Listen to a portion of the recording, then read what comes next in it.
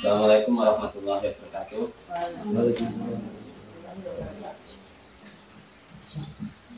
Tabitun, terima kasih kepada Bapak Ibu yang saya hormati, Bapak Kepala Sekolah, selaku Kepala Sekolah di SDN 35, yang saya hormati rekan-rekan semua, yang tentunya saya banggakan. Puji syukur malah kita panjatkan kepada Allah SWT, yang mana pada kesempatan hari ini kita semua dapat berkumpul melaksanakan kegiatan belajar mengajar seperti biasa, kemudian dilanjutkan lagi dengan kegiatan destinasi. Semoga kegiatan kita pada hari ini dapat berjalan lancar tanpa kurang suatu apapun. Salawat serta salam semoga selalu tercurah pada beliau Nabi Muhammad SAW, yang tentunya kita nantikan syafaatnya esok di kiamat. Bapak Ibu yang saya hormati, pada kegiatan hari ini intinya kegiatan destinasi modul 1.4 tentang penerapan budaya positif yang nanti akan saya sampaikan. Namun sebelumnya saya mohon kepada Bapak Kepala Sekolah untuk memberikan waktunya untuk memberikan sepatah kata-kata supaya untuk menjadi penyemangat kami, khususnya saya, dalam melaksanakan kegiatan calon guru penggerak. Kepada Bapak Kepala Sekolah, waktu tempat saya persilakan.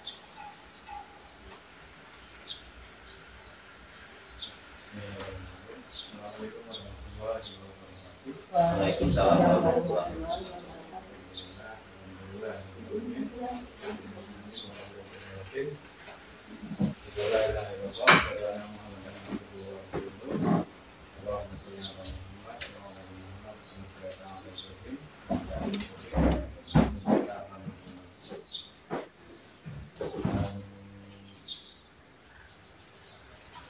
Saya banggakan, alhamdulillah, pada kesempatan ini program guru PJJ SDN 35 bisa membersamai untuk kegiatan diseminasi pada kesempatan kali ini yang kurang lebih judulnya adalah penerapan budaya positif ya. Harapannya ini khususnya bagi kita ini sebetulnya kalau memang mau memahami dan dapat menguraikan secara lebih lanjut, ini bisa menjadi sebuah pemahaman yang sangat bagus, pemahaman yang sangat bermakna bagi kita tentunya dalam menciptakan sebuah kondisi dan sebuah suasana yang lebih berorientasi kepada positivisme. Bagaimana memahami, bagaimana mengenali, memahami dan mengimplementasikan budaya yang positif itu Allah akan lebih berkenan pada setiap individu yang ada dalam masyarakat. Tentunya ini mungkin satu kesempatan yang sangat bagus dan sangat pas mungkin ya untuk kita, untuk bagaimana caranya kita bisa lebih menggali, bagaimana caranya kita untuk supaya lebih mengenal tentang budaya-budaya positif dari kebutuhan dasar manusia, terus nanti dengan motivasi perilaku manusia, terus dengan esensi pada perilaku individu yang lebih substansi. Ini tentunya akan lebih menjadi bahasan yang kurang lebih ini dapat merepresentasikan diri dan institusi atau lembaga sekolah ini lebih objektif. Biasanya untuk di sini mungkin nanti secara penelitiannya ini akan sampai kalau tidak salah dengan restitusi ya, itu nanti bagaimana kita memahami restitusi, bagaimana memahami orientasi yang selalu berpihak kepada murid itu seperti apa, baik dalam penerapan karakter, pembiasaan dan lain-lain. Jadi tentunya kan kalau tidak dipahami tentunya juga akan sampai kapanpun tidak bisa diimplementasi. Nah, tapi harapan saya ini ada kebermaknaan dan ada kebermanfaatan dari kegiatan diseminasi ini. Diseminasi ini nantinya harus bisa membawa sebuah perubahan. Bagaimana caranya? Ya itu tentunya tidak bisa dirumuskan, dipikirkan dan dilakukan oleh satu dua orang, satu dua individu anggota organisasi ini kan pasti tidak bisa. Sesuai dengan tagline-nya, jargonnya, bahwa sekarang saya rasa tidak hanya terbatas pada calon guru muda ataupun guru muda. Jadi konsepsi pada slogan atau semboyan atau tagline atau jargon atau kenapa depannya itu seperti bergerak dan menggerakkan ini memang harus lebih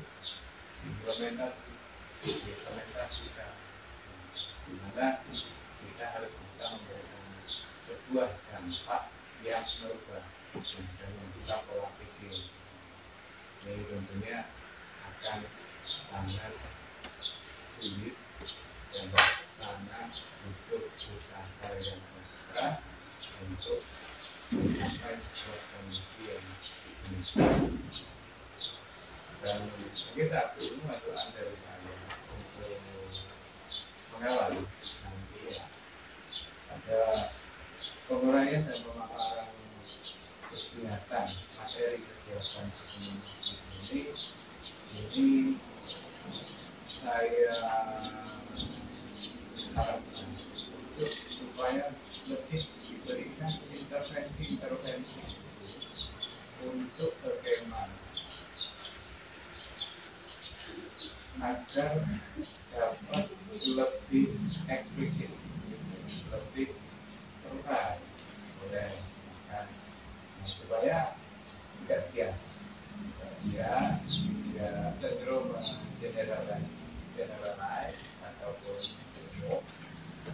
Jadi istilahnya kalau kita dalam berliterasi itu supaya tidak mentok pada hanya mendapatkan sebuah informasi saja, tapi tidak mendapatkan pesan yang tersurat baik secara tersurat ataupun tersirat di dalam. Saya rasa itu saja Pak. Mohon maaf saya beri kesempatan. Terima kasih untuk memberikan pernyataan. Saya akhiri dengan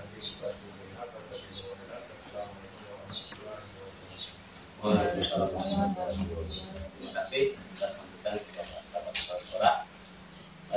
Selanjutnya kita mulai saja untuk diseminasi. Mohon maaf saya agak ini minta kawan-kawan untuk berdiri supaya lebih mudah.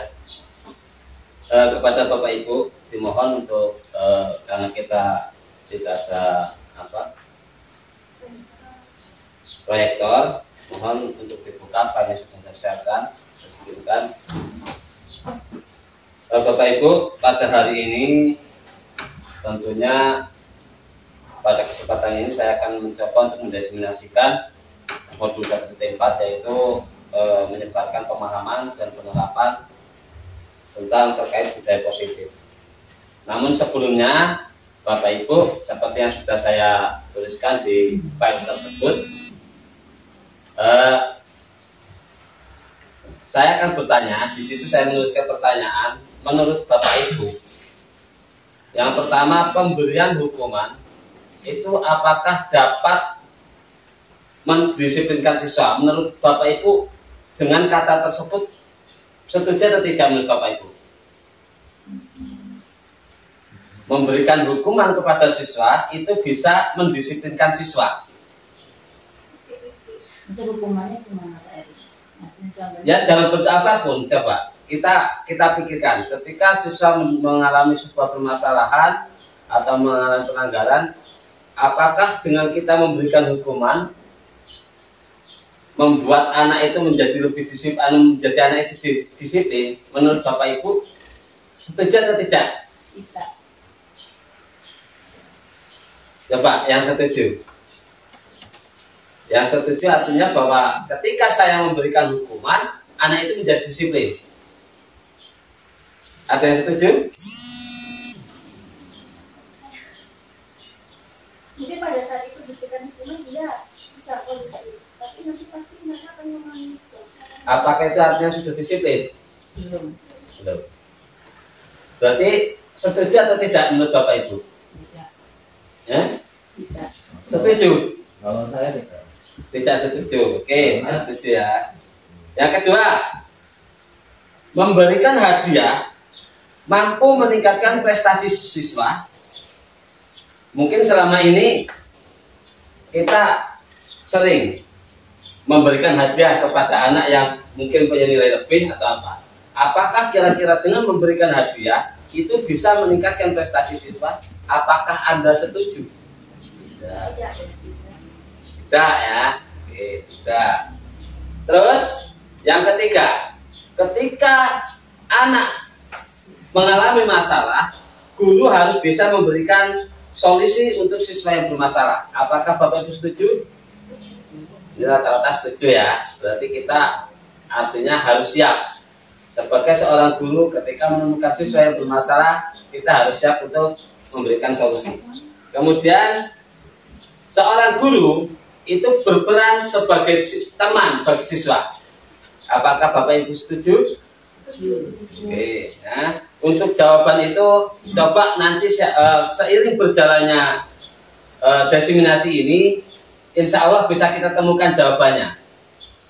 Bagaimana kalau setuju, bagaimana kalau tidak setuju. Oke, kita lanjutkan ke slide selanjutnya. Konsep inti budaya positif. Apa itu budaya positif? Budaya positif adalah perwujudan dari nilai-nilai keyakinan universal yang diterapkan di sekolah. Tentunya ya, di instansi kita pasti kita ingin menerapkan nilai-nilai yang akan diterapkan atau diimbaskan kepada anak. Jika ditanyakan kira-kira Bapak Ibu akan memberikan nilai yang buruk atau nilai yang baik untuk diterapkan kepada siswa. Ini pasti setuju, kita semua pasti punya jawaban nilai yang baik. Ya. Sekarang jika ditanyakan contoh nilai positif itu seperti apa? Contohnya disiplin misal. Apalagi kira-kira? Bertanggung jawab bisa. Nilai positif. Apalagi kira-kira yuk? Disiplin, bertanggung jawab, toleransi misalkan. Apalagi?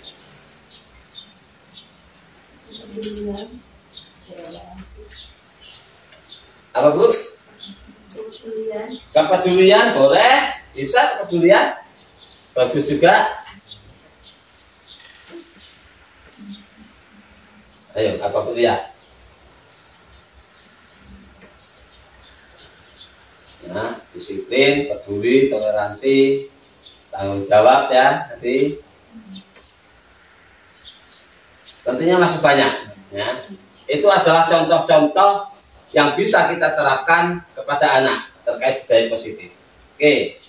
Nah, slide selanjutnya konsep inti budaya positif, ya, yang pertama itu perubahan perjalanan kita, yang pertama itu perubahan paradigma belajar, yang kedua disiplin positif, kemudian kita lanjutkan ke nilai-nilai kebajikan, yang keempat kebutuhan dasar manusia, yang kelima motivasi perilaku manusia, yang enam keyakinan kelas, yang ketujuh posisi kontrol guru, dan yang kedelapan segitiga restribusi.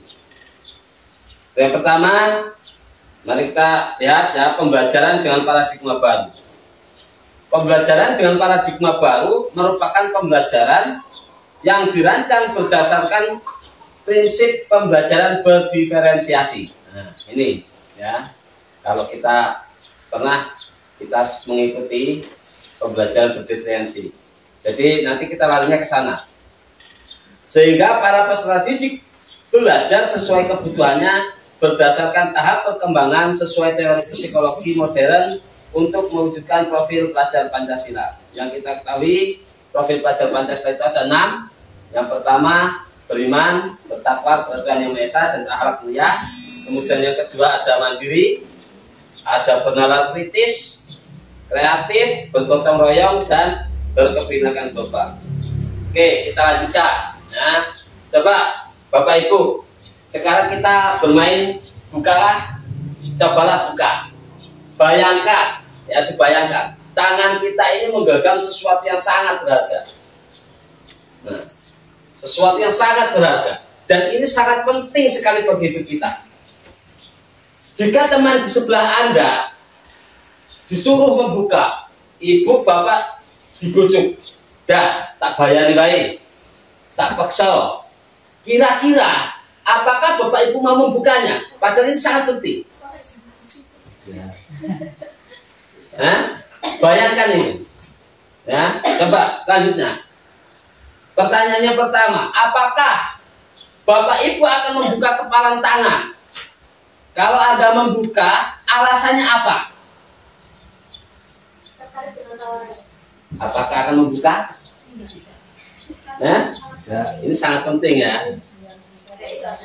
Kalau tidak, yang kedua, jika Anda tidak membuka kepalan tangan Anda, alasannya apa? Karena saya kepalan ini sesuatu yang berharga untuk saya. Iya, karena ini sesuatu yang berharga. Jadi ya berapapun nilainya ya, karena berharga untuk saya ya tidak ada. Nah, ya. Dari sini kita bisa melihat sebenarnya ini kita dikontrol orang lain atau kita yang mengontrol untuk membuka tangan ini? Diri sendiri. Kita yang mengontrol atau orang lain yang akan mengontrol kita? Oke, kita lanjutkan. Coba ya. Miskonsepsi tentang teori kontrol. Ini saya pelajari dari William Besser ya, William Besser. Bahwa miskonsepsi tentang teori kontrol itu ada 4. Yang pertama, ilusi guru mengontrol murid. Kita lihat, ingat-ingat tadi. Bukan hanya kita yang mengontrol diri kita, tetapi ternyata murid mengontrol kita, mengontrol diri mereka sendiri. Jadi walau apapun ya, keadaannya, kita itu tidak bisa mengontrol orang lain, termasuk murid kita. Buktinya apa? Mungkin selama ini Bapak Ibu menganggap anak itu saya yang mengontrol. Saya sendiri awalnya mengatakan seperti itu. Anak saya ngasih pelajaran, saya yang ngasih PR, anak itu dalam kontrol saya. Apakah benar seperti itu? Coba kita perhatikan. Anak itu bukan kita yang mengontrol. Mereka tetap mengontrol diri mereka sendiri. Coba Bapak Ibu, kita ingat. Anak dikasih PR misalkan. Apakah seluruh anak itu pasti mengerjakan PR? Apakah kita memaksa anak itu untuk mengerjakan PR? Ternyata mereka mau mengerjakan, ya kontrol mereka. Mereka tidak mengerjakan, itu kontrol mereka. Ini bukan kita yang mengontrol. Nah, selanjutnya, ilusi bahwa penguatan positif efektif dan bermanfaat. Nah, coba Bapak Ibu, apakah penguatan positif selalu bermanfaat? Contohnya diberikan reward. Nah, penguatan positifnya, apakah selalu bermanfaat? Misalnya nih, ketika kita kenaikan kelas, anak itu pintar. kita kasih reward. Apakah pasti itu bermanfaat? Saya sendiri mengalami ketika anak saya naik kelas, saya kasih buku, saya kasih, yakin bermanfaat. Kalau kita ngasih yang berprestasi, misal tingkat 1 kita kasih reward kan, nah yang lain kan dari termotivasi, oh berarti saya harus ini juga. Oke. Bu Kiki mengatakan ini bermanfaat, dia mengatakan ini bermanfaat. Saya tidak, Pak. Pak Ali tidak. Oke, kita buktikan. Kita ikuti dulu perjalanan kita ini, ya. Apakah bermanfaat atau tidak sih pemberian ini? Saya tidak. Oke. Karena alasannya apa ya? Kenapa tidak bermanfaat? Jadi anak itu nanti terfokus kepada satu reward. Terfokus pada satu reward. Jadi ketika dia terbiasa diberikan, otomatis dia apa ya, rasa dari egoismenya akan meningkat. Jadi ketika dia dalam posisi yang di bawah, misalnya tidak berhasil mencapai satu pencapaian, tidak mendapatkan rewardnya, anak itu akan merasa seperti gagal dan dia akan kecewa lah pada dirinya sendiri. Pada akhirnya dia bisa jadi anak itu malas belajar karena sudah, ya udahlah, karena sudah gagal. Atau yang lebih parahnya lagi, dia kayak lebih temperamennya akan lebih, karena terbiasa gitu. Oke, cukup bagus sekali jawaban dari Pak Arya. Selanjutnya, ilusi bahwa kritik dan membuat rasa bersalah mampu menguatkan karakter anak. Ketika anak melakukan kesalahan, kadang kita justru membuat anak itu lebih merasa bersalah lagi. Apakah dengan cara seperti itu bisa menguatkan karakter anak yang lebih baik? Ya? Misalnya seperti ini, ketika anak melakukan kesalahan, berangkat sekolah terlambat misalnya, kadang kita dudukkan seolah-olah kita itu marah kepada anak tersebut. Nah, secara otomatis anak itu akan merasa sangat bersalah kan? Ya. Kira-kira dengan seperti itu, apakah karakter anak jadi semakin kuat? Tidak. Tidak ya. Tidak. Oke, selanjutnya, ilusi bahwa orang dewasa berhak untuk memaksa anak.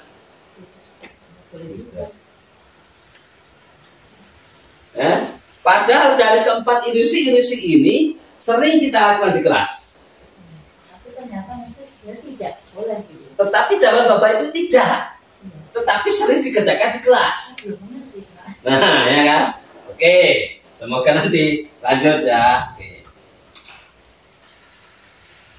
Selanjutnya, mengubah paradigma stimulus respon ke pendekatan teori kontrol. Nah, ini kalau kita selama ini di kelas kita menggunakan stimulus respon. Nah, kita akan merubah dari stimulus respon menjadi ke stimulus ke teori kontrol. Yang pertama, mungkin selama ini kita merasa kebutuhan kelas kita, kebutuhan kita sama. Mungkin Bapak Ibu di kelas mengatakan bahwa kebutuhan anak-anak di kelas itu sama. Itu selama ini yang kita rasakan. Nah, padahal seharusnya itu tidak. Kebutuhan anak-anak itu berbeda. Kita ambil contoh. Kalau kita melihat ada anak, mungkin kita yang dulu pernah kuliah masih ingat bahwa ada anak yang bisa belajar, bisa nyaman belajar dengan kondisi saat dia itu tenang. Tetapi tidak semua anak itu belajar suka dengan kondisi yang tenang. Ada anak yang lebih mampu menerima pembelajaran dengan yang sifatnya audio. Ternyata ada anak yang suka dengan visual. Ada anak lagi yang kinestik, ya, antara visual dan audio jadi satu. Ternyata kebutuhan anak itu berbeda. Ya. Makanya kalau guru yang mengatakan dulu kita ke seminar belajar berdiferensiasi, ternyata dikelompok-kelompokkan. anak ini sukanya ini, anak ini sukanya ini. Ini yang masuk ke teori kontrol, bukan stimulus respon. Oke, terus semua orang melihat hal yang sama. Nah, ketika kita melihat kelas, mungkin Bapak Ibu guru melihat sama, tetapi setiap orang memiliki gambaran itu berbeda-beda. Kemudian kita mencoba mengubah orang agar berpandangan sama menderita. Nih, ketika kita mengajar ke anak-anak, harapan kita, ya, kita memaksakan kepada anak, pandangan anak itu sama dengan kita. Yang paling mudah biasanya di matematika. Ketika kita mengajar, ini rumusnya. Padahal anak punya cara yang lain. Tetapi anak itu kita paksakan dengan pemahaman kita. Ya tidak? Iya. Nah, ternyata pandangan orang lain itu berbeda dari kita ya. Nah, kita bisa memahami pandangan orang lain tentang dunia mereka. Berbeda. Selanjutnya, perilaku buruk dilihat sebagai suatu kesalahan. Benarkah? Selama ini kita melihat ketika anak berperilaku buruk, pasti di pikiran kita itu adalah hal yang negatif, suatu kesalahan. Ya tidak? Padahal anak itu, kalau kita kembali ke teori kontrol, ternyata anak itu melakukan keburukan itu karena dia itu punya tujuan. Tapi selama ini kita paksakan bahwa apa yang kamu lakukan itu jelek. Ya tidak? Harusnya kita memahami anak itu melakukan tujuannya apa loh. Ya, ini nanti kita lanjut ke kebutuhan anak. Kemudian seperti tadi saya bisa mengontrol orang lain. Nah, itu kalau dulu. Sekarang itu Anda tidak bisa mengontrol orang lain. Tidak bisa. Kemudian pemaksaan ada pada saat bujukan gagal. Ya, ketika kita memaksa itu kebanyakan justru akhirnya adalah gagal. Kemudian kolaborasi dan konsensus menciptakan pilihan baru. Nah ini, ya, ketika kita memaksakan dengan keinginan kita itu kebanyakan gagal. Terus apa yang akan kita lakukan? Saatnya kita berkolaborasi, baik itu dengan anak maupun kepada rekan sejawat. Selanjutnya, disiplin positif. Mungkin selama ini kita kurang memahami disiplin itu apa sih. Ternyata setelah saya belajar, disiplin itu artinya belajar. Disiplin itu artinya belajar. Itu arti kata dari bahasa Latin, kata Latin yaitu disiplin. Kemudian disiplin yang mengacu pada disiplin diri yang memiliki tanggung jawab terhadap apa yang dilakukan berdasarkan nilai-nilai yang ini.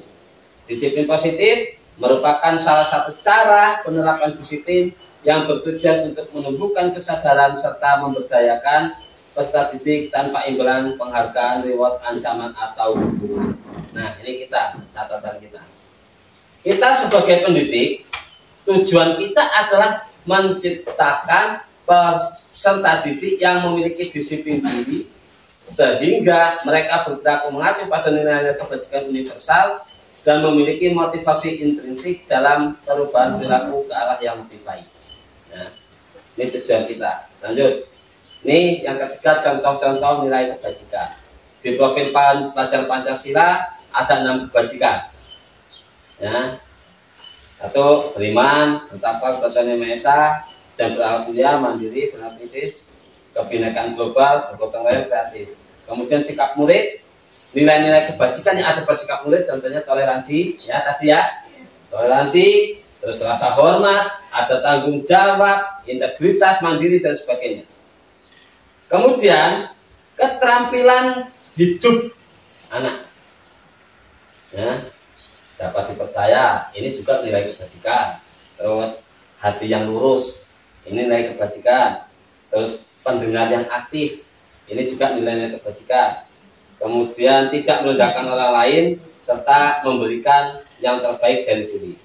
Lanjut, kita dari pertanyaan tadi, ya, dari hal-hal tadi, mungkin Bapak Ibu ada yang ingin ditanyakan atau kurang dipahami, nanti kita bisa bareng-bareng dipahami Monggo kalau ada yang mau menjadi belajar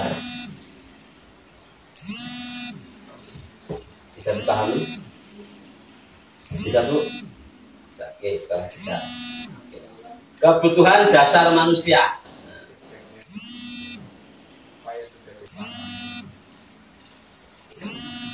Apa yang sudah dipahami dari Bapak Ibu? Apa kira-kira? Tadi kan dari ketiga itu kan yang pertama ada paradigma, ya, paradigma pembelajaran itu. Terus yang kedua ada disiplin positif, ya. Kemudian ada contoh nilai kebajikan, dan yang keempat kebutuhan besar belum tiga itu paradigma, perubahan paradigma. Paham tidak tadi? Artinya dari respon dan nilai ke ini, dari stimulus respon ke teori kontrol. Apakah bisa dipahami?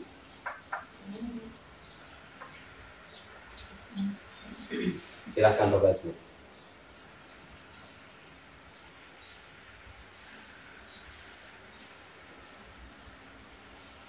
Ya, banyak kita kayak ternyata seperti pemberian reward atau hukuman itu ternyata selama ini kurang efektif, kan? Jadi ada pengalaman baru kan, selama ini kan kayak mungkin dari saya sendiri juga kadang melakukannya gitu, hal-hal yang kekeliruan semacam itu. Jadi ketika saya mendapatkan materi-materi ini, jadi oh ternyata begini, ternyata begitu.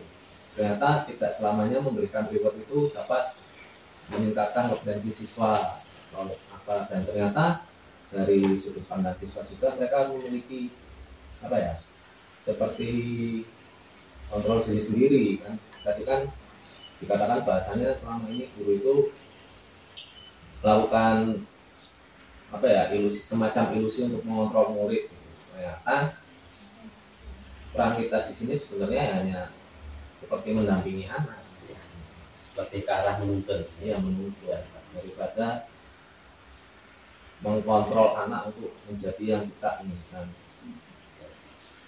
Jadi mungkin yang lain ada pendapat.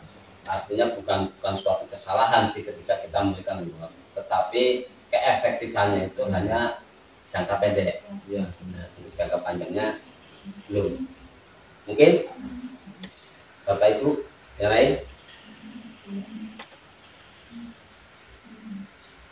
Kayaknya ya hampir sama sih Pak. Maksudnya di sini kalau menurut saya yang tadinya mungkin kalau saya menganggap oh anak-anak itu kebetulan sama di sini udah berbeda kayak yang dijelaskan tadi. Cara anak belajar mungkin senang yang dengan musik, mungkin dengan yang dengan apa gitu. Tidak harus selalu bersikap tenang, duduk manis, gitu. Oke. Ngerti lah maksud sedikit ngerti. Ya, oke lah, kita lanjutkan ya. Kebutuhan dasar manusia. Apa itu kebutuhan dasar manusia? Kebutuhan dasar manusia merupakan unsur-unsur yang dibutuhkan oleh manusia, ya, dalam menjaga keseimbangan baik secara fisiologis maupun psikologis. Hal ini tentunya bertujuan untuk mempertahankan kehidupan dan kesehatan. Di sini dari William Glasser dalam Choice Theory, ya, ada 5 kebutuhan dasar manusia. Yang pertama bertahan hidup, yang kedua kasih sayang dan rasa diterima, yang ketiga penguasaan, yang keempat kebebasan, dan yang kelima kesenangan. Kita lihat bertahan hidup apa saja sih? Contohnya kesehatan, rumah, ya, makan, pakaian. Kalau lebih dikenal mungkin sandang, pangan, dan papan itu ya. Itu untuk bertahan hidup. Yang kedua kasih sayang dan rasa diterima. Contohnya rasa diterima, diperdulikan, berbagi, kerjasama, ya, kemudian menjadi bagian dari kelompok. Kemudian penguasaan, harga diri, keinginan untuk dianggap, ya. Jadi ternyata anak-anak kadang ribut atau apa itu merasa diri pengen dianggap sebenarnya. Itu merupakan suatu kebutuhan mereka. Ya. Terus memimpin, berprestasi, diakui, didengar, itu termasuk daripada kebutuhan dasar manusia. Kemudian kebebasan, mandiri, ingin memiliki, ingin mencoba hal yang baru, ya, mampu mengendalikan arah diri mereka sendiri. Kemudian kesenangan, tentu saja kesenangan itu bermain, humor, tertawa, dan sebagainya. Selanjutnya, pertanyaan-pertanyaan. Bapak Ibu, di sini ada pertanyaan saya tuliskan. Ketika anak berkata, aku senang bermain kejar-kejaran dengan guru loh, seru. Itu kira-kira masuk ke kebutuhan yang mana, Bu? Dari kelima tadi itu coba. Anak, biasanya anak kelas 1, kelas 2 ini. Mereka lari-lari kejar-kejar guru. Itu mereka kira-kira masuknya kemana ini? Yang apa itu? Kira-kira. Aku senang bermain kejar-kejaran dengan guru. Ternyata seru. Maksudnya kemana? Kesenangan? Atau kasih sayang dan rasa diterima? Apa kira-kira, Bu?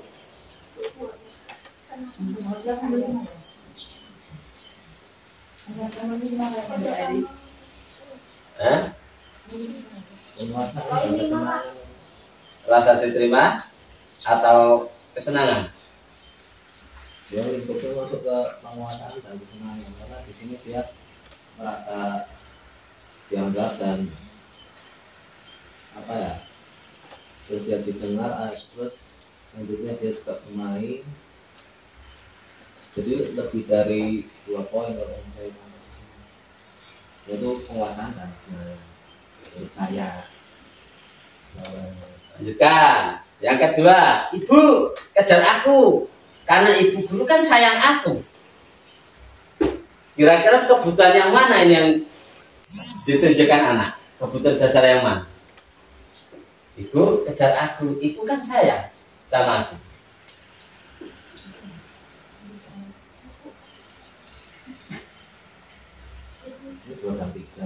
Yang mana kira-kira?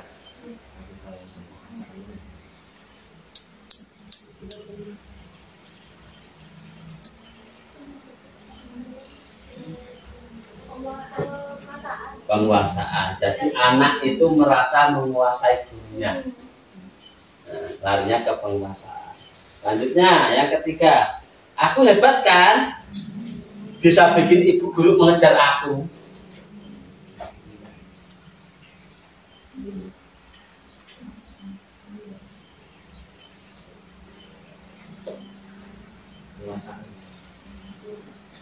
Penguasaan.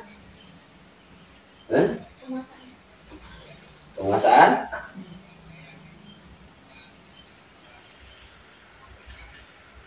Kenapa? Kenapa dipilih penguasaan? Iya, ingin dianggap, ingin diakui. Nah, kemudian aku bosan belajar terus di dalam kelas. Kebutuhan apa yang diharapkan oleh anak ini? Kebebasan. Nah, ini ya Bapak Ibu ya. Jadi ternyata ketika anak mempunyai masalah, itu jangan dianggap selalu ke hal yang negatif. Anak itu punya kebutuhan. Punya kebutuhan yang mungkin selama ini tidak kita pahami. Nah, kita harus memahami, oh anak ini butuh apa. Seperti kembali lagi yang dikatakan tadi bahwa pandangan itu kan berbeda. Hal-hal yang negatif itu bukan berarti suatu keburukan. Tetapi karena anak tersebut mempunyai tujuan. Oke. Dunia berkualitas. Dunia berkualitas Anda adalah tempat khusus dalam pikiran Anda. Tempat Anda menyimpan gambaran representasi dari semua yang Anda inginkan. Bisa berisi orang-orang, hal-hal apa saja yang terbaik dalam hidup, dan membuat Anda merasa bahagia, terpenuhi kebutuhan dasar Anda. William Glasser menyebutnya sebagai macam dunia berkualitas itu seperti semacam album foto, sehingga dapat menyimpan apa yang menjadi kenangan. Lanjut. Oke, di sini dunia berkualitas ada pertanyaan. Jika dunia berkualitas itu diibaratkan semacam foto kenangan, semacam foto, kira-kira Bapak Ibu akan memasukkan foto yang seperti apa dalam album itu? Ini tidak hanya di kelas ya Bu, silahkan.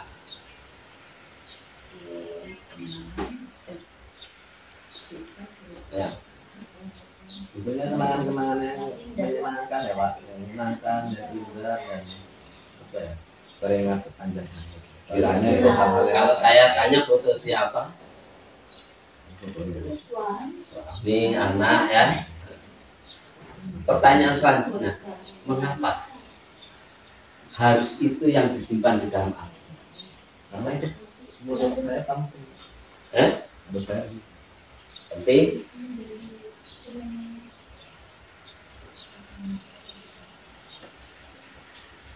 Ya.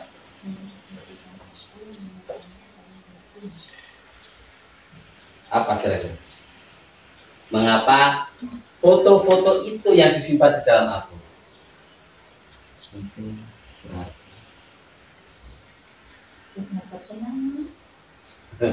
Karena ada hal-hal yang indah, ada hal-hal yang baik ya. Sekarang misalkan saya kembali lagi ke dunia berkualitas, itu kan ada di dalam pikiran Bapak ini. Ini bukan foto lagi. Kira-kira apa yang akan dimasukkan ke dalam dunia berkualitas Bapak Ibu? Misalnya nih, saya akan mencoba untuk bertanggung jawab.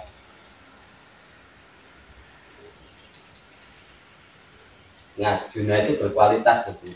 Dunia itu sangat berkualitas. Jadi seharusnya dunia yang berkualitas ini adalah pikiran kita. Ini yang harus kita masukkan.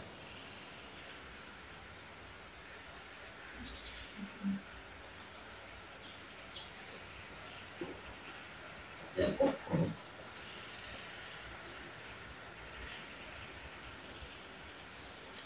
Yang akan dimasukkan ke dalam pikiran kita itu apa?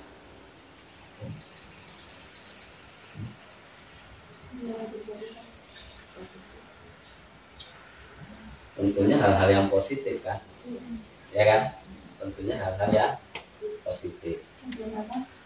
Berarti dengan paradigma ini kita harusnya sudah mulai berubah.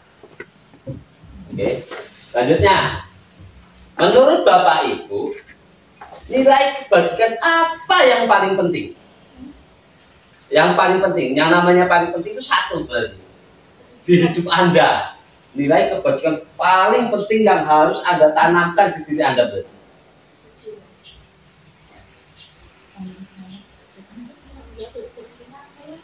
Iya, semuanya penting, memang semuanya bagus. Tetapi kita punya prioritas. Nilai kebajikan sudah kita lihat di depan tadi. Di poin nomor 3 kalau tidak salah kan. Itu masih banyak, bukan hanya itu ternyata. Nilai kebajikan itu banyak, bukan hanya itu. Nah, yang paling penting, prioritas utama kita yang harus saya tanamkan dalam hidup saya. Saya menjadi diri sendiri. Menjadi diri sendiri. Menjadi Diri sendiri. diri sendiri. Kalau ada ketika memang itu menimbulkan kebaikan dan kebermanfaatan untuk diri saya dan sekitar saya ya. Menjadi diri sendiri terlihat dari kebermanfaatan. Artinya berarti nilai kebajikannya apa? Mandirian. Kebermanfaatan. Kebermanfaatan, ya. Kalau menurut Pak Ali, itu terserah Bapak Ibu, karena itu kan memang Bapak Ibu yang akan menerapkannya. Saya akan menerapkan, saya utamakan, saya prioritaskan ini. Coba ditanamkan. Terus mengapa? Alasan apa? Pak Ali tadi menjawab kebermanfaatan. Alasannya apa? Memberikan yang terbaik dari diri, termasuk nilai kebajikan. Nah, pertanyaannya itu alasannya apa? Alasannya Kenapa Bapak mementingkan atau memprioritaskan kebajikan tersebut? Karena kalau bicara ketika saya bisa memberikan bermanfaatan dalam artian tadi apa yang bisa saya berikan itu dari diri sendiri saya itu saya akan merasakan suatu kepuasan ketika lingkungan itu menjadi lingkungan yang menurut saya sudah cukup baik. Di situ kayak merasakan oh ternyata saya di sini ada manfaatnya. Jadi ya suatu kepuasan lah yang dikatakan. Yang lain, nilai prioritas kebajikan, nilai kebajikan yang apa yang Anda prioritaskan? Kalau Anda sudah memilih A, kenapa?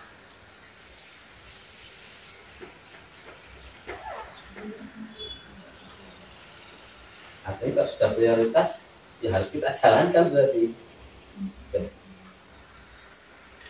Apa kemana kira-kira? Ya, ini Bu Kiki silahkan. Apa kira-kira? Kesopanan nilai kebajikan. Mengapa Anda memilih kesopanan sebagai prioritas hidup Anda?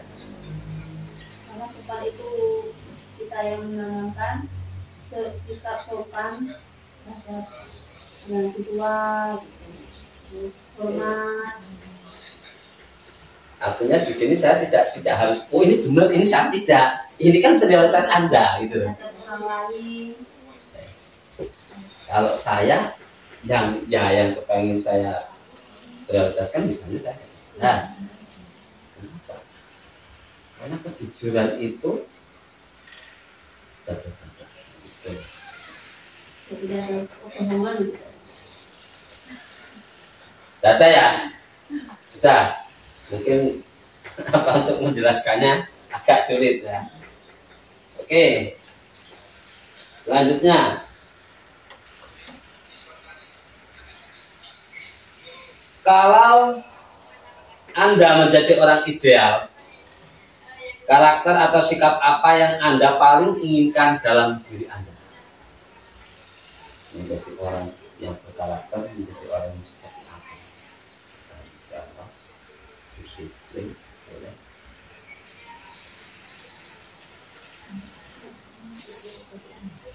Ini jawaban tergantung di Anda ya.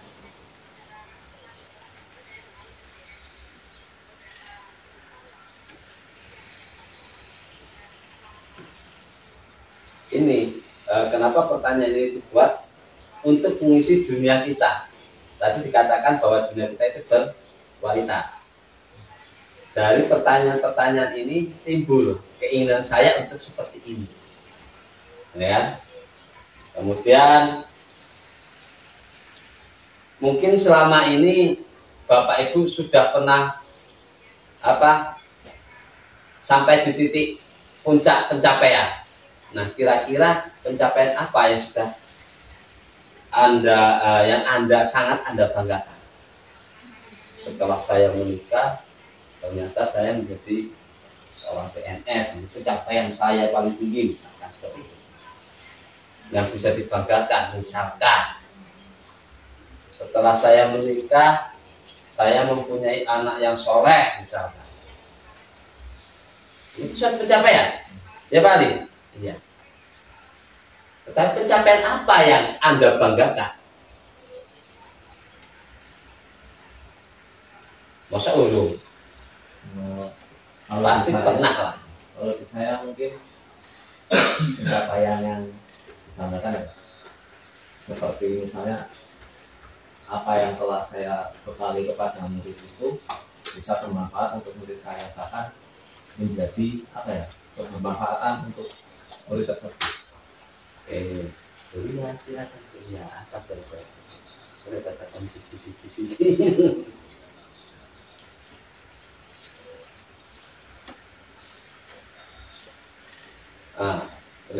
Oke. Terus, menurut Anda kan seorang guru. Mungkin ada yang merasa guru ini bukan pekerjaan yang ideal. Nah, Menurut Anda pekerjaan apa sih yang ideal buat Anda?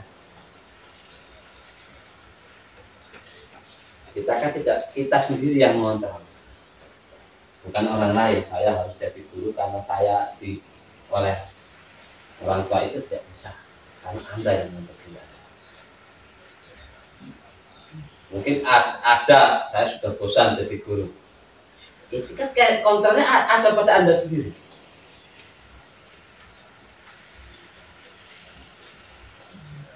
Ya. Kalau saya jelas ya, karena memang saya, kalau dulunya saya katakan saya memang tidak pengen jadi guru, tetapi setelah saya terjun, saya lanjutkan, ya sudah, saya ideal. Pekerjaan ideal saya adalah seorang guru.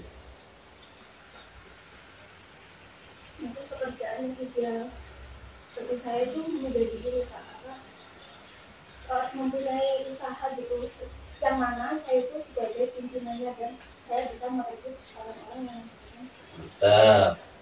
Mantap. Jadi bos. Oke. Ceritakan perjalanan hidup Anda di mana Anda merasa seperti titik puncak hidup Anda. Ini sepertinya tidak perlu dijawab Pak ya. Bagian perjalanan hidup yang masih terkenang adalah apa kira-kira? Bagian perjalanan hidup yang masih terkenang sampai saat ini. oh masa lalu banget itu Pak. Ya, masa lalu banget. Ini kan perjalanan hidup Anda. Jadi masa lalu Anda.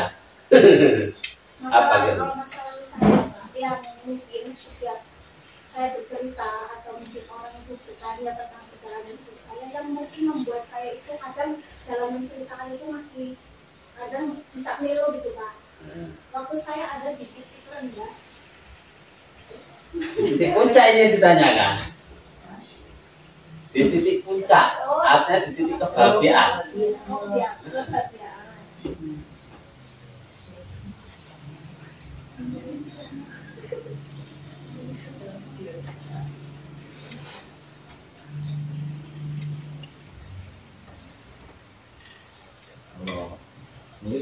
Kalau saya pernah merasakan di puncak kebahagiaan tuh kayak bangun tidur, berangkat kerja itu sudah merasa ini alhamdulillah. Saya pernah di satu yang menurut saya itu sangat luar biasa. Karena apa? Yang saya rasakan pertama di situ apa ya? Ketika saya sampai di sekolah, itu saya sangat merasakan ya. Ini mungkin cerita sedikit lah ya sebelum saya di sini pas ketika saya masih di Tanjung Anom. Jadi apa ya? Sangat terasa itu kebersamaan yang di sana itu baik dari segi apapun, dan apa ya, istilahnya untuk memprioritaskan hal-hal yang siapanya untuk kebermanfaatan dan kebaikan bersama itu di sana sangat mendukung. Dan seperti itulah intinya kekeluargaan yang saya rasakan. Misalnya kayak satu orang sedang melaksanakan apa, yang lain merasa terpicu nih, motivasinya kayak lagi ngerjain apa sih, ada yang bisa saya bantu nggak, langsung set gitu. Terus ketika ngechat sekolah gitu, tanpa ada instruksi langsung, oh saya mau kerjaan mana, saya mau yang mana. Mungkin itu sih, jadi kayak kesannya kayak sekolah tapi rasanya Kalau saya merasa ada di puncak itu ketika saya mencapai satu tujuan hidup Pak, itu memang hasil dari real dari saya sendiri. Kalau pertanyaan yang terakhir, apa yang paling bermakna dalam hidup Anda? Keluarga Dan karir. Keluarga dan karir. Karir. Keluarga dan karir. Ini yang paling bermakna ya dalam hidup Anda. Oke, lanjut ke slide selanjutnya. Motivasi perilaku manusia. Perilaku kita apa sih? Sikap, tingkah laku, perbuatan. Ketika kita melakukan perbuatan, ketika kita berperilaku pasti ada alasannya, ya kan? Ada alasannya. Di sini ada 3 motivasi perilaku manusia. Yang pertama, untuk menghindari ketidaknyamanan atau hukuman. Ini sering terjadi. Kemudian untuk mendapatkan imbalan atau penghargaan dari orang lain. Kita melakukan sesuatu yang alasannya ada. Kemudian untuk menjadi orang yang merasa yang mereka inginkan dan menghargai diri sendiri dengan nilai-nilai yang mereka percaya. Jujur Bu, selama ini kita berbuat, kita berperilaku baik, terutama di sekolah. Alasan yang mana?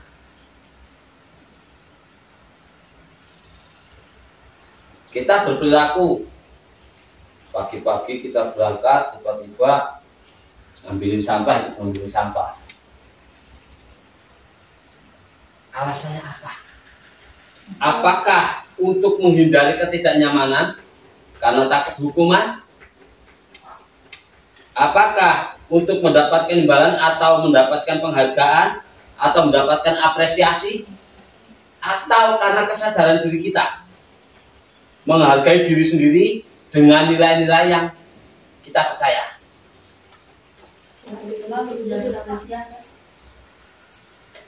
Yang dimohon di sini adalah kejujuran. Kalau semua berpikir yang baik pasti yang ketiga. Yang baik pasti yang ketiga. Tetapi diri kita sendiri. Jujur, sebelum saya ikut CGP, sebelum saya ikut kegiatan guru penggerak, mungkin ada terbesit, aduh Pak Kepala Sekolah, juki sampah, masa aku jagong. Eneng rasa tidak nyaman. Atau supaya, nah kayak Pak Eri menrewangi atau Pak Eri menjaga, ada pengakuan, ada apresiasi, ada penghargaan. Sekarang jujur Bapak Ibu, jujur perilaku yang kita lakukan itu berdasar atas apa dari 3 ini? Apakah kita benar-benar sudah merasa untuk menjadi orang yang mereka ingin, yang kita inginkan, menghargai diri kita sendiri? Tentunya kalau kita sudah mempunyai alasan yang ketiga, tentunya ini kita sudah mandiri, tidak perlu menunggu perintah. Tentunya kita akan membiasakan hal tersebut. Ya tidak? Tapi pada kenyataannya, saya sendiri kadang masih di kelas membuang sampah sembarangan. Ya tidak? Ya Pak Ari, Bapak Ibu, ya tidak? Ya. Nah, kalau dikatakan jujur yang mana kira-kira?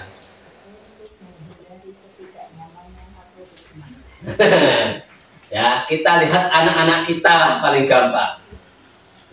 Ngesuk ojo telat meneh. Makanya jadi kasih terus. Sebenarnya anak itu yang mana sih? Dari ketika ini? Yang menghindari ketidaknyamanan hukuman. Bu, Bapak Ibu, artinya kalau kita masih yang pertama dan kedua ini menjadi dasar perilaku kita, berarti kita masih dikontrol orang lain, Bapak Ibu.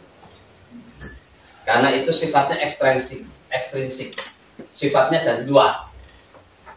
Berarti kalau kita takut mendapatkan hukuman, anak kita ingin mendapatkan imbalan, artinya anak itu masih dikontrol oleh kita. Belum ada kesadaran diri. Ya, lanjut. Hukuman, konsekuensi, dan restitusi. Hukuman, kita lihat dari hukuman. Ya. Kita lanjutkan dulu slide yang selanjutnya, Bapak Ibu. Hukuman itu bersifat tidak terencana atau tiba-tiba. Anak atau murid tidak tahu apa yang akan terjadi. Hukuman bersifat satu arah, hanya bersifat satu arah, ya. Dari pihak guru yang memberikan dan murid yang menerima, tanpa melalui suatu kesepakatan. Ya tidak boleh, Bu. Hukuman itu, anak tahu tidak kira-kira ketika saya terlambat saya akan dihukum hukumannya ini. Yang merasakan itu anak atau guru? satu arah berarti, hanya anak yang jadi imbasnya. Kemudian konsekuensi itu sudah terencana dan sudah disepakati. Tetapi apakah kira-kira konsekuensi itu yang dijatuhkan kepada anak itu membuatnya anak merasa nyaman atau tidak? Tidak. Padahal kita sebagai guru diharapkan menciptakan kenyamanan buat anak belajar. Kemudian yang terakhir itu restitusi, Bu. Kita pahami restitusi, nanti kita akan ke arah restitusi. Restitusi adalah proses menciptakan kondisi bagi murid untuk memperbaiki kesalahan sehingga mereka bisa kembali pada kelompok mereka dengan karakter yang berubah. Ini restitusi, Bu. Alhamdulillah kemarin saya sudah mencoba mempraktekkan restitusi ketika anak kelas 4, kelas 6 itu kita skenario yang asli real saya laksanakan itu di kelas 4 kemarin ketika ada 3 anak berkelahi. Saya panggil satu, saya tanya-tanya, saya panggil satu, saya tanya. Ketika saya keluar ternyata anak bertiga itu sudah bermain bareng. Baru 5 menit, Bu. Ternyata restitusi itu bermanfaat. Tanpa anak itu kita paksakan. Tidak saya beri hukuman, tidak saya beri konsekuensi. Gitu. Nah, kita kembali ke slide awal. Identitas gagal itu berasal dari hukuman, Bu. Jadi ketika kita memberi hukuman itu kebanyakan justru gagal. Ya. Hukuman sesuatu yang menyakitkan harus terjadi. Siapa yang disakiti, Bu? Siswa. Konsekuensi sesuatu yang harus terjadi. Konsekuensi jelas ya, konsekuensi itu sesuatu yang harus terjadi. Kemudian restitusi itu adalah pilihan, Bu. Karena kita belum belajar restitusi ya, pilihan. Kemudian hukuman tidak nyaman untuk murid atau anak dalam waktu jangka yang panjang, Bu. Ketika anak dihukum, anak itu mempunyai ketidaknyamanan yang cukup panjang. Ya, ya. Oke, kemudian sanksi atau konsekuensi tidak nyaman untuk murid juga, tetapi dalam jangka pendek seperti tadi. Konsekuensinya itu jangka pendek, tidak panjang, tetapi masih tetap anak itu tidak nyaman. Oke. Nah, silakan nanti kita pelajari. Baca-baca, kita lanjutkan, Bu, ke slide yang selanjutnya yang mencatat 100 kali. Ada ya, Bu ya? Mencatat 100 kali dalam buku tulis saya tidak akan terlambat lagi ke sekolah. Pertanyaannya, itu hukuman, konsekuensi atau restitusi?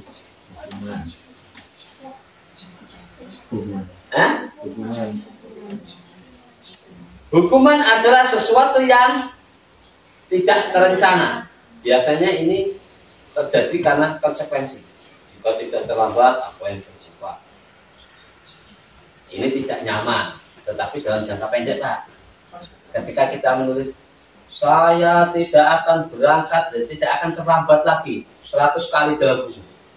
Apakah kira-kira ketidaknyamanan itu akan dalam jangka panjang, Pak? Atau hanya saat itu? Berarti masuk ke bisa aja ya dia maksudnya ke jangka panjang karena apa ya, ketika dia kan bisa teringat kan dalam misalnya dia menceritakan kepada temannya, wah aku kemarin suruh nulis ini besok lagi males lah itu, dan itu akan terus teringat kan, maksudnya jangka panjang gitu. Tapi ketika saat itu nyaman tidak, sudah nyaman belum, Pak? Akan timbul rasa itu, Pak, traumatik tersendiri. Karena kan di sini kan baik fisik ataupun psikisnya. Nah, ini yang kalau untuk yang penulis ini dia jatuhnya ke psikisnya tidak nyaman, Pak. Tidak nyaman. Jadi kalau menurut Pak Ali itu hukuman. Yang lain ada yang setuju dengan hukuman? Konsekuensi, karena saat itu tidak nyaman. Terus setelah selesai nulis 100 kali nih, anak akan sih lupa main lagi dan anak-anak main lain udah belajar pelajaran lagi, mungkin udah lupa, udah nyaman meskipun nantinya ingat lagi. Oke. Ada yang setuju dengan konsekuensi? Kali. Betul ya, setuju konsekuensi atau hukuman? Enggak apa-apa. Ya.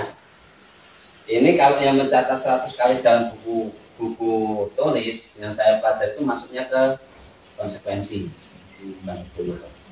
Berlari 10 kali keliling lapangan karena terlambat.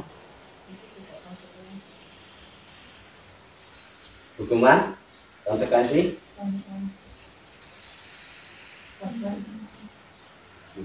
Ini menyakitkan tidak, Bu? Mencatat yang bisa menyakitkan menurut saya. Menyakitkan secara fisiknya. Hukuman, Pak. Karena kita tidak tahu risiko. Kemudian membersihkan coretan di atas meja yang dibuat oleh dia sendiri. Ketika anak itu mencoret-coret meja, gurunya silakan dibersihkan karena kamu yang mencoret-coret. Larinya ke konsekuensi. Oke. Ini Bapak Ibu, ada ternyata yang tadi saya katakan. Oh, setelah itu anak itu diberi penghargaan. Ternyata Bapak Ibu. Lebih dijelaskan lagi masalah hukuman dan konsekuensinya itu perbedaannya mana? Di sini Pak. Itu dari sumbernya, tujuannya, dan aksinya.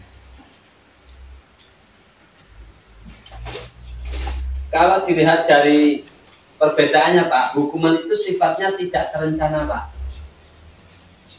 Hukuman itu sifatnya tidak terencana.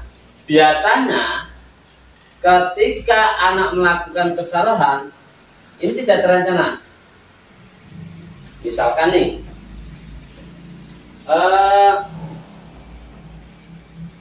terlambat, tiba-tiba gurunya sudah hukumannya lari. Apakah ini suatu kesepakatan kelas? Bukan, ini tiba-tiba Pak sifatnya Pak. Ya, itu benar seperti Pak. Terus kalau konsekuensi sudah terencana, artinya memang sudah disepakati Pak. Kalau kamu tidak mengerjakan PR, denda 500 misalkan. Tetapi kadang kenapa dikatakan hukuman dan konsekuensi itu kurang efektif? Konsekuensi itu kurang efektif itu karena biasanya jadi kelebihan 5.000 jadi 500 kadang jadi 5.000 jadi ini ya. Nah itu Ya, berarti kan di situ ada nilainya. Nilainya itu gimana? Lebih kepada baik hukuman itu nilainya dalam perspektifnya itu orientasinya kemana? hukuman itu orientasinya ke lebih menyakiti Pak. Seperti yang nanti artinya ini sebagai bentuk konsekuensi atau tidak? Kalau hukuman tidak konsekuensi Pak. Sebagai bentuk konsekuensi negatif atas perilaku Yang diperbuatnya. atas tindakan yang melanggar norma, yang melanggar hukum misalnya, yang sudah diberikan misalnya. Contohnya ada kesepakatan kelas. Apakah di situ kesepakatan kelas itu bukan norma? Kesepakatan kelas Bisa dikatakan sebagai sebuah norma yang harus dijalankan. ya, kesepakatan kelas itu sebuah norma yang harus dijalankan. Nah, artinya itu kalau dikatakan hukuman itu sebagai sebuah bentuk konsekuensi negatif, bisa atau tidak? Bisa Pak, bisa dikatakan negatif menurut saya karena hukuman itu justru membuat ketidakefektifan apa ya daripada hasil yang ingin diperoleh. Jadi kan di sini konsepnya di sini diskusi dan konsepnya lebih pada pengembangan dalam pola berpikir kritis kita. Jadi ya, pola untuk berpikir menciptakan sebuah kekritisan dalam berpikir itu yang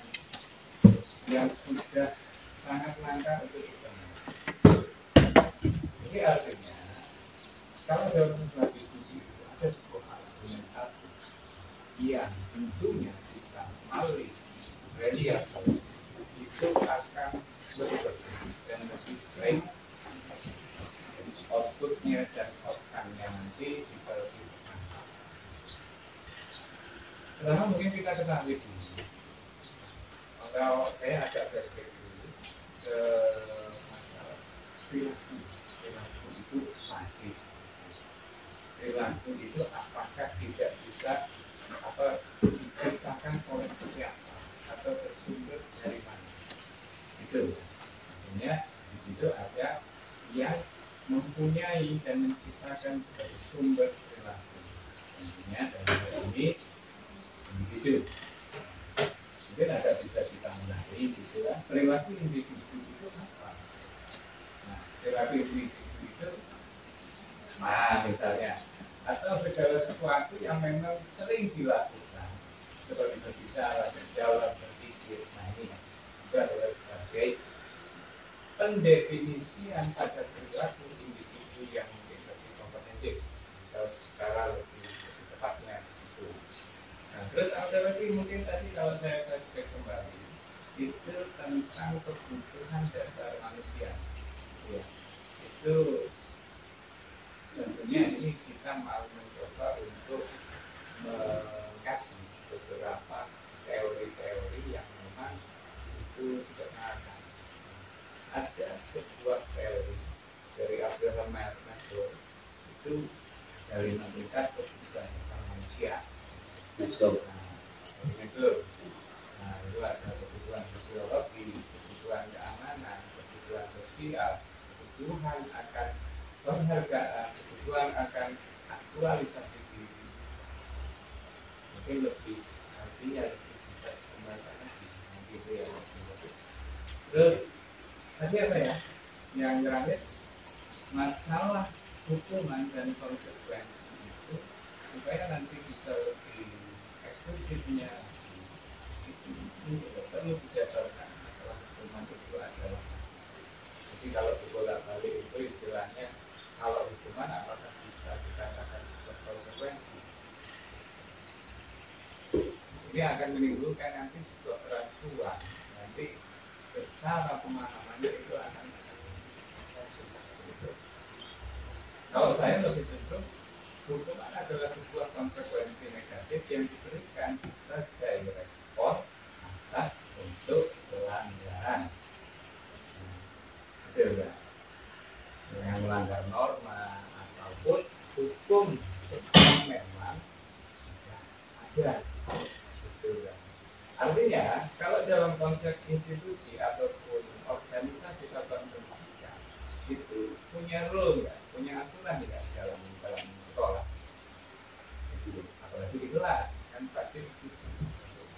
Nah mungkin kalau konsekuensi itu adalah akibat. Akibat dari suatu tindakan, akibat dari suatu tindakan dan atau keputusan yang bersifat positif. Nah, jadi perspektifnya kita harus bisa tempatkan benar. Nah, tapi sekali lagi ini untuk bahan penyempurna ataupun penambahan sebagai apa ya? Sebagai ya walaupun bukan paripurna tapi sebagai pemahaman awal yang baru gitu. Jadi maaf kebermanfaatan dari diseminasi ini tentunya setelah ini dilakukan kan harus ada perubahan kan gitu. Ini saya yang membantu ya Pak untuk konsekuensi itu bisa ujian kritik penghargaan reward atau sebuah pengakuan disclaimer itu terus atau memang tidak atau penolakan itu konsekuensi itu. Nah jadi saya hanya mengenai saya hanya menginformasikan dari apa yang sudah dipaparkan Pak Eri ya itu mau Pak supaya diskusinya nanti bisa menemukan sebuah arah yang mengkerucut jadi apa yang ditangkap itu Pak.